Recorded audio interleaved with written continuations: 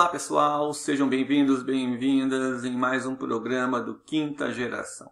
Na verdade, esse programa nós vamos dar continuidade ao programa anterior, conforme nós explicamos no final do programa anterior. Então, quem não assistiu o programa anterior, a gente convida para assistir, para entender um pouco essa sequência. A nossa ideia original era, em um único programa, falar sobre a Batalha de Seattle, né? O que foi a Batalha de Seattle, o contexto onde ela aconteceu, quando, onde, por quê, contra quem, contra o quê.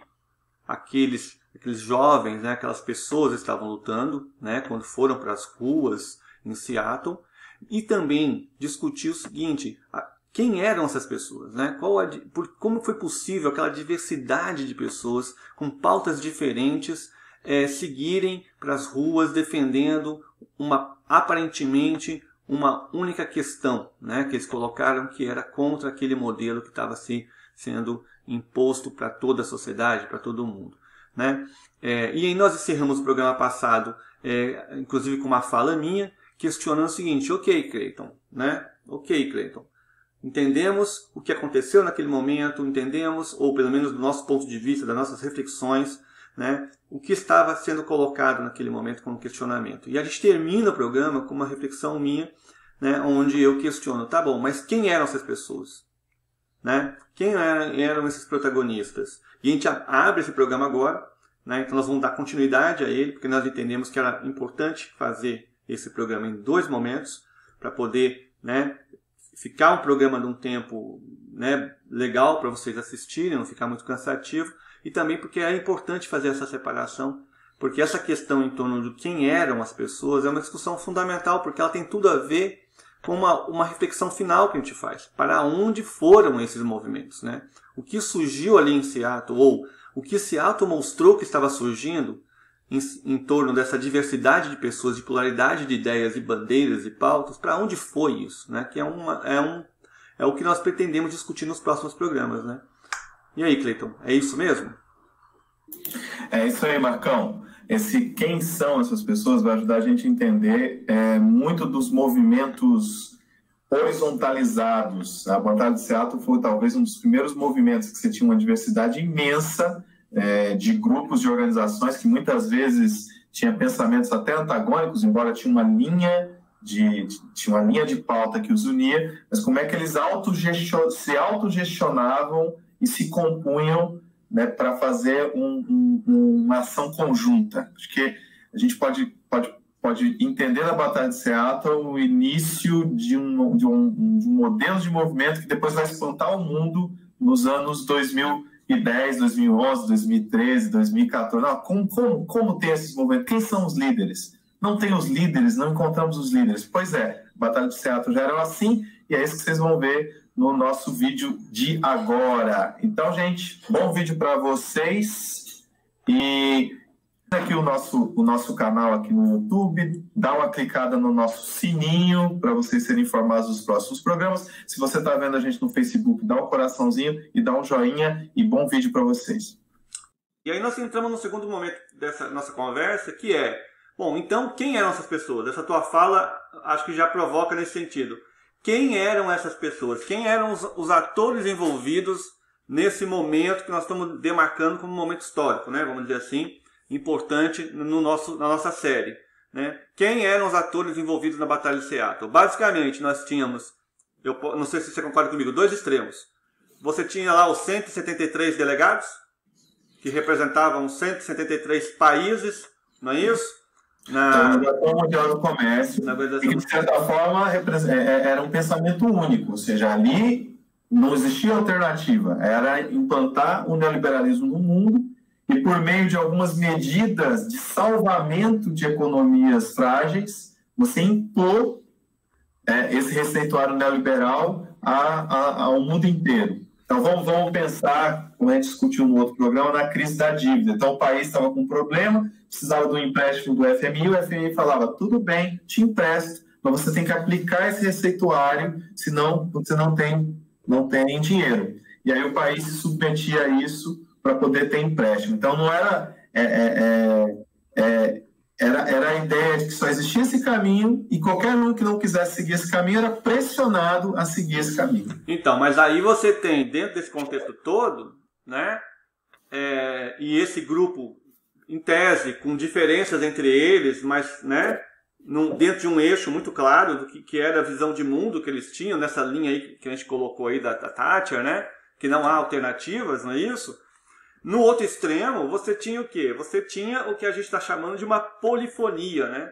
Um conjunto de vozes que vinham de lugares diferentes, que não necessariamente, né, como você falou, todos tinham a mesma bandeira, ideologicamente eram alinhados necessariamente, né? Mas todos eles, de uma forma, defendiam com certa legitimidade, ou seja, defendiam com a sua legitimidade, das suas bandeiras, conseguiram uma unidade em torno do quê? De um certo inimigo comum, né? Que era esse grupo. Olha, não é isso que a gente quer. Não, e aí que é mais interessante, Marcão. Não é o grupo inimigo comum. Olha que curioso. É a porque é uma coisa que muda muito dos movimentos de extrema-direita contemporâneos. O inimigo não é o indivíduo, não é a instituição, é a política defendida por aquela instituição.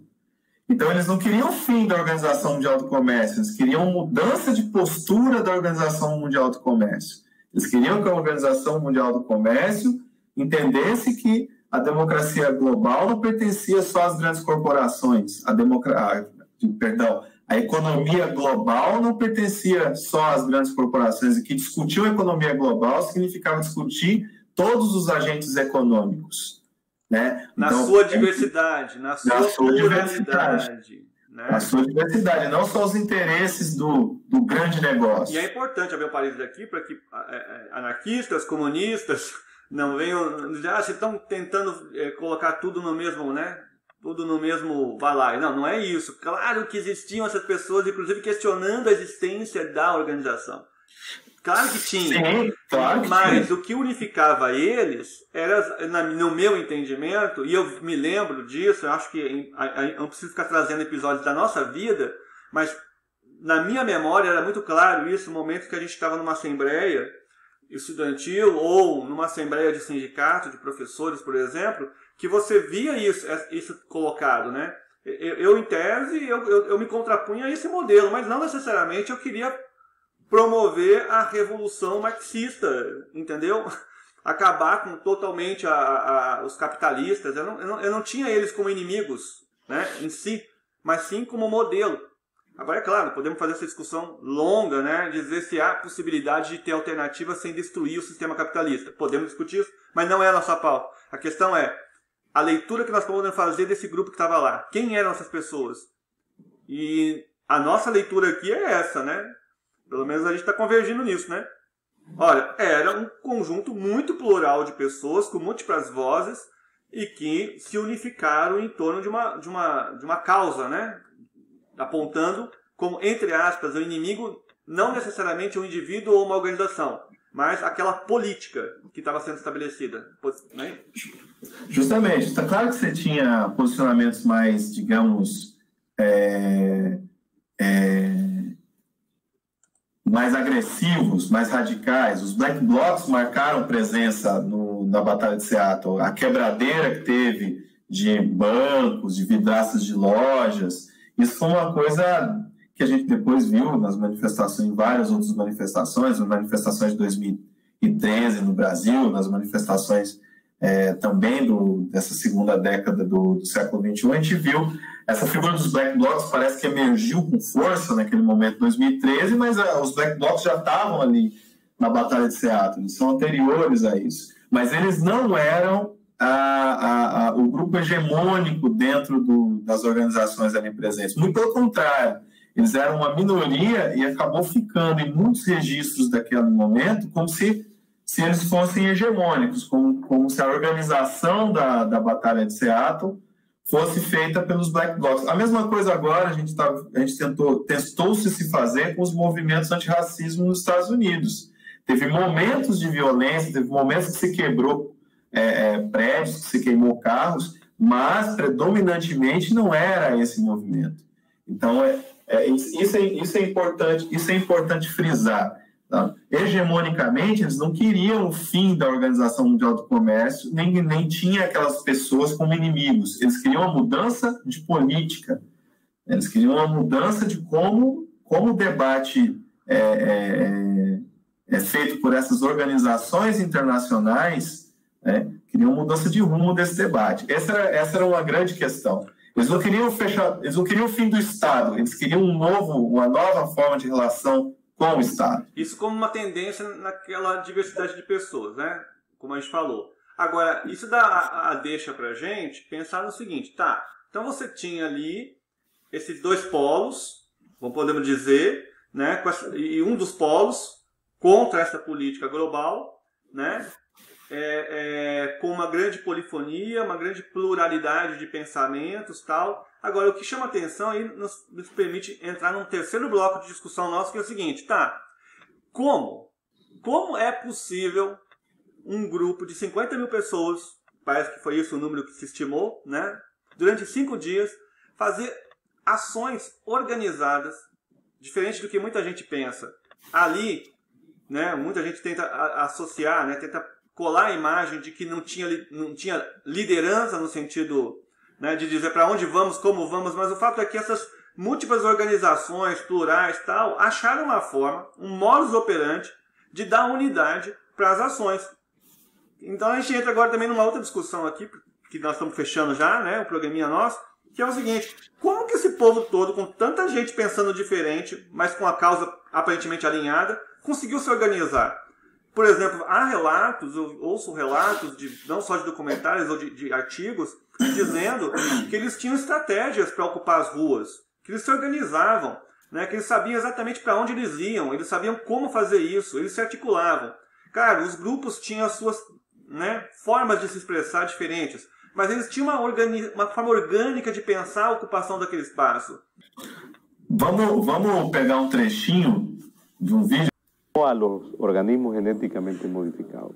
What is happening is that you have to buy the seeds to be able to grow. If farmers get hooked on this, it's not only farmers in the south who are going to suffer, it's farmers in the north as well. But even in the United States, where more than 1,500 farmers have been sued for pirating seed when all they did was save seed, which is what farmers must do. It is their moral duty. I mean, the thing is, food is the common denominator.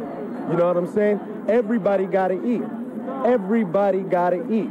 And when you look at it, you see that there's approximately 5 companies in the entire world that control nearly 100% of all the grain in the world. And so if you have farmers in North America, if you have farmers everywhere, they're not getting the profits from food. It's global corporations that are acting as middlemen. And they saw how they can get rid of us, and now they're using the same tactics they used to get rid of us, to get rid of small farmers all over the world, and to get rid of small farmers here in America. The WTO, it's a creature that does not listen to the people. And that's why we wanted to be in the big march on the 13th. And this big march, farmers and workers were together in the first line. And for us, this was very important because it's the first time in the world story that we can make that link between workers and farmers. Então, Marcão, a gente acabou de ver uma série de lideranças ligadas à questão da Save Family Farms. Então, a gente tem uma discussão sobre a agricultura familiar, a gente tem um debate contra essas... agora me deu um branco, transgênicos, essa produção de alimentos transgênicos que, de certa forma, impõe um tipo de semente. Você pega uma empresa que produz um tipo de semente, se impõe à agricultura, então a agricultura passa a ser uma agricultura que depende dessas grandes empresas, e você vê líderes do mundo inteiro, gente dos movimentos do mundo inteiro, presentes lá em Seattle e discutindo esse cenário, discutindo esse problema. Então, essa ideia de que não existe liderança, ela não é real. O que não existe é uma verticalização dessa liderança. Você existe uma pauta-tema, e uma pauta-tema em que se horizontaliza, né, a organização dessa pauta-tema. Isso é forte nos movimentos, nesses movimentos que aconteceram em 2013, né? Foi forte esse cenário, por isso que falar não tem liderança, mas é impossível um movimento organizado da forma como esses movimentos são, sem ter essa organização que lidera, que não tem um líder. Inclusive, isso me chama a atenção para um outro conceito que eu não sei também aonde tem a gênese dele, aonde ele nasce, mas que é esse conceito dos coletivos, né? Que eu não sei se nasce dessa época, porque a ideia que eu vejo nos coletivos é essa, né? Você tem pessoas até vinculadas a partidos, né? Partidos distintos, mas que unificam em torno de uma mesma bandeira, de uma mesma causa, de uma mesma linha de ação, que se constituem como coletivos e que tem essa lógica de não verticalização, né? Eu não sei se eu posso fazer essa associação que eu estou fazendo, mas voltando para essa questão que nós estamos falando, né, do como eles se organizavam, de alguma maneira tinha essa lógica, né, como você falou muito bem, né, quer dizer, ela não era necessariamente verticalizada, existia na verdade uma relação mais horizontal, onde esse grupo se articulava, e o que chama a atenção, que é importante a gente destacar, porque isso tem a ver com toda a nossa série, o mecanismo, não só do ponto de vista de infraestrutura tecnológica, né, de comunicação, mas também do ponto de vista de como organizar a comunicação, é uma coisa importante e fundamental, né, nessa forma de atuar, né, orgânica. Sim, né? A internet foi fundamental na organização das manifestações em Seattle. Você vê que você tem lideranças da Europa, você tem o Bavet, que é francês, você tem liderança da África do Sul, todos estão pensando nessa cena agora, que era a questão da agricultura, sobretudo dos pequenos produtores, dos pequenos agricultores, né, e da agricultura familiar. Vai ter vários cartazes durante as manifestações em Seattle com relação à agricultura familiar. Então você tem de vários lugares do mundo, só que eles estão atravessados pelos mesmos problemas. Ou seja, esse modelo de impor uma agricultura, né, uma grande agricultura, né, do agronegócios, do agrobusiness, focado em transgênicos, claro que está aplastrando e está dificultando a vida dos pequenos produtores no mundo inteiro. Então, eles têm um tema que atravessa, e esse tema é o tema que é colocado na mesa e que permite que eles consigam criar uma unidade. E que conecta, porque veja bem, quando você vai falar dessa questão da economia solidária, você vai falar, por exemplo, dos transgênicos, da famosa Monsanto, eu me lembro, cara, nos anos 90... Monsanto, você falava muito da Monsanto. Era o demônio, né? Sempre foi o demônio, porque existia toda aquela discussão da Monsanto trabalhar com... Como que era o nome, gente? Era um princípio que tinha, genético, interruptation, como que é? Era um princípio que você fazia o quê? Você produzia sementes que geravam frutos que as sementes não eram férteis. Mas sementes da Monsanto. Então teve, por exemplo, quando eu falo dessa coisa do protagonismo, eu me lembro que eu fui para o norte de Minas e aí existia uma organização que começou a trabalhar com a coleta de sementes nativas para você reproduzir essas sementes para se contrapor à lógica da Monsanto, né? Ou seja, dentro de uma lógica comunitária, coletiva, de compartilhar sementes que não teriam um princípio Terminator. É o princípio Terminator que chamava essa tecnologia transgênica, né? Agora, isso é uma das múltiplas pautas, múltiplos, né, elementos dessa grande agenda que unificava todo mundo e que eles conseguiram, de forma diversificada, articular. Então existia uma organização nesse sentido de falar, olha, tudo isso que nós estamos colocando, você que é vinculado ao meio ambiente, você que é vinculado à economia solidária, você que é vinculado, né, aos movimentos sindicais, não é isso? Essas organizações todas sabiam que o que está sendo colocado lá e construindo nas décadas anteriores era algo extremamente perverso, nocivo e que tinha que se propor algo diferente. Então, o como era essa organização, né? Parece que existia essa lógica, né? Parecia que existia essa forma de organização que funcionou, na minha opinião, né? Funcionou bem. Você chegou a falar para mim de uma outra parte daquele outro documentário que você achou interessante, né? Mostrar.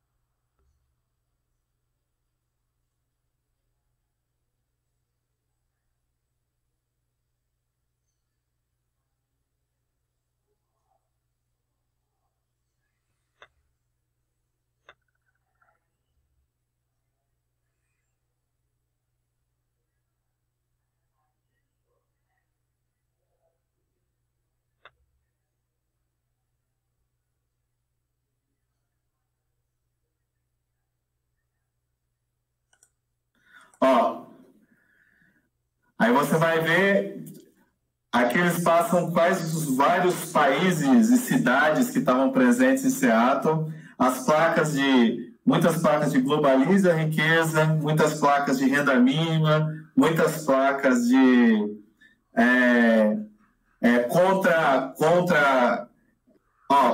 por mais direitos para os trabalhadores.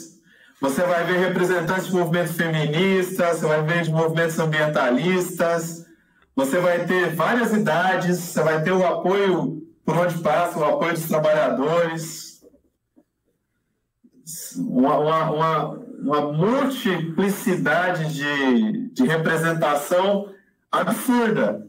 E que, de fato, imagina essa multiplicidade de representação olhando para aqueles 173 delegados da Organização Mundial do Comércio e ver se eles conseguem se enxergar ali. Não, Cleiton, e eu acho que é isso. É óbvio que a gente não vai conseguir nesse programa, que nem sei quanto tempo vai dar de programa, nós vamos editar ele, mas o fato é que foi um evento extremamente complexo, né, desse ponto de vista, tentar entender quando, onde, porquê, o contexto, né, entender quem eram as pessoas e entender como que eles se organizaram para fazer um evento que, aparentemente, no nosso entendimento, na nossa leitura, ele foi fundamental, porque ele traz um monte de elementos aí que ajudam a gente a entender. Primeiro, o antes, né, ou seja, o que estava acontecendo e contra o que estava se contrapondo Seattle, mas não foi Seattle que se contrapôs, né, porque antes de Seattle já tinham algumas ações acontecendo, então acho importante refletir um pouco o antes de Seattle. Sim. Seattle foi a convergência. Isso. Digamos, não foi a convergência, foi o primeiro momento dessa convergência. Que mostrava que existia realmente a possibilidade de uma organização para se contrapor ao que estava se estabelecendo. O que viria a ser essa nova forma de organização? O que viria a ser essa nova forma ou instituição ou organização que se contrapunha ao que estava acontecendo, né? Ou seja, para onde foi? Acho que essa é uma questão que seria interessante de fechar esse programa nosso. Beleza, nós fizemos esse programa agora, uma rápida imersão no que foi Seattle, e não vamos conseguir resolver tudo, né? Entender tudo e mostrar tudo. Mas nós conseguimos realmente fazer uma imersão rápida para mostrar isso. Olha, a pergunta que talvez seria interessante fechar esse programa para um próximo programa nosso mas então, isso aconteceu em Seattle. Que movimento? Ele é fruto de que movimento? Pensando na gênese e pensando no que depois veio após Seattle, né? Da onde veio e para onde foi. Então, tem um trecho desse documentário, This is what democracy looks like, em que ele diz o seguinte: Seattle foi a fagulha de um caldo, né, de um gás, eles falam de um gás que já estava se acumulando há muito tempo. Então, Seattle foi a fagulha. E eu concordo com essa frase. Acho que Seattle foi a fagulha e um monte de coisa se desdobra na sequência depois da Batalha de Seattle. Então, mas isso a gente vê nos próximos programas. Então a gente pode convidar o pessoal que está nos assistindo a continuar, então, com essa série, porque nós vamos agora, no próximo programa, abordar isso. De onde veio e para onde foi Seattle, né? De onde Seattle veio e para onde foi. Certo? Podemos fechar assim? É isso aí, Marcão. Quem já segue o nosso canal, obrigado. Quem não segue, clica aqui para se inscrever no nosso canal. Para se inscrever no nosso canal, clica no sininho para receber informações de quando um novo programa entrar no ar. Quem segue a gente no Facebook, dá um coraçãozinho pra gente aí. Obrigado. É isso aí, pessoal. Valeu. Até a próxima. Até.